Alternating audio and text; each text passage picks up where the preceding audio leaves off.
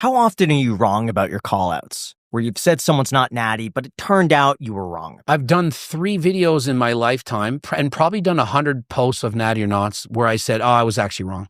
So I'd say almost always I'm right, but I definitely have made errors. Do you ever feel bad about calling someone not natty when they are? That's why I make the videos. Like I had but Lex Little, I did that on. There was another power lifter. And I'm like, do I feel bad? Yes, of course. What about, do you have any remorse or feel bad calling people out who might not want to be called out? Or maybe they're just like, oh, shit. Like they don't want to attract any attention to themselves or something like that. That's a good question. And I can empathize with why they don't want to do it. So for example, sometimes I'll say, well, why do you think they're not admitting it? Like The Rock doesn't say he's on steroids, but we all know he is. And like, why doesn't he do that? Well, I don't know if he would have the same acting career. And I think that they justified in themselves that if he were to say he's on steroids, same as like Michael Hearn, if they come out and admit that they're on steroids, I think that they've justified it in themselves that, well, this would be worse. Because then if everyone in the world knows The Rock's on steroids, maybe he thinks other people would use steroids. But I think it would do the opposite. I think if people said, wow, The Rock's on steroids, this guy's on steroids, Chris Hemsworth, or any of these guys, like famous guys came out and said they're steroids, people's bar would be lower. Because if I'm a 20-year-old, like, and I'm growing up and I'm watching Hulk Hogan and all these guys on steroids and I'm thinking, yeah, I want to look like that, they would never use steroids. But if we knew that all these celebrities, actors and so on were on steroids, people would say, oh, that physique isn't a normal physique to achieve natural. So I think that we need a paradigm shift in thinking where people actually come out and admit it. The Rock says, you know what, guys? I actually been taking tests, I've been taking tren, I've been taking peptides, and I have body dysmorphia. I can't handle not looking good. I need this. And then people who, worship The Rock will be like, wow, I didn't know that. I didn't know men felt this way, that they felt the need to have that much muscle. Because imagine the pressures. It's completely changed in the last 30 years. Before, it was just mostly women. When I was a kid growing up, I didn't feel pressure I had to look a certain way. But look at social media now. It's like there's the same amount of pressure on a male to look good as a woman, and almost worse.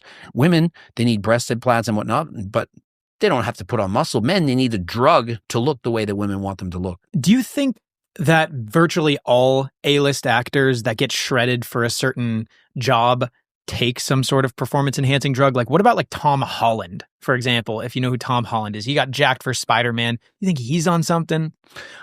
Tom Holland, I would have to, like, honestly, I know he is, but I didn't see a crazy transformation that he made. Like, I don't remember it. I'd have to see it. But I would say it's 50-50 that, for example, he would have, and I would say 50-50 that almost any Hollywood actor that has any kind of importance on looking at all aesthetic, at all, even slightly, remotely, that would be benefited by that, would be tempted to take something for sure. I would say at least 50%. Who is the biggest fraud that you exposed? I mean, who's a bigger fraud? Is it Michael Hearn or is it The Rock? Is it the guy that plays Thor? Is it a famous? And how do we decide who's the biggest fraud? Is it Dana Lynn Bailey? Is it a female? Is it a male? Like, I don't know how we quantify who is a bigger fraud. Somebody that lies about it every day or somebody who has the most followers?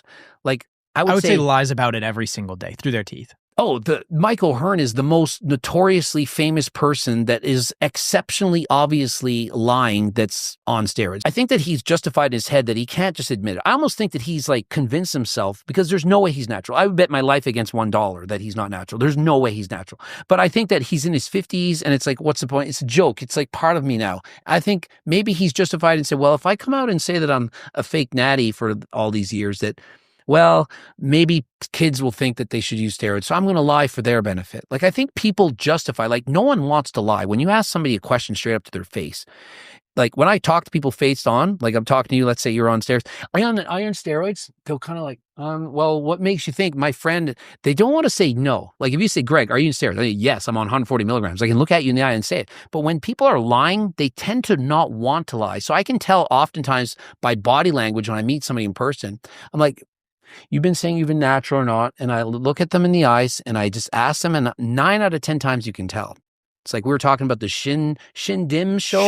Shin Lim and the opening act, and he had people in the audience, and one of the parts of the act was he said, you're going to draw a picture and I'm going to predict which 3 people drew those pictures.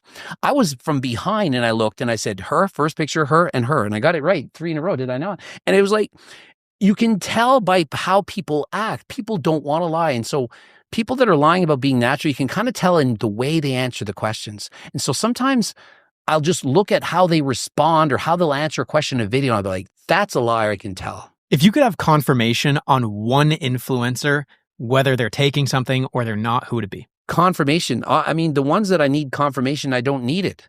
Like, I would want Mike O'Hearn to come out and say that he's not natural. In the fitness industry, he's the most famous one, the most enjoyable to say, here's proof.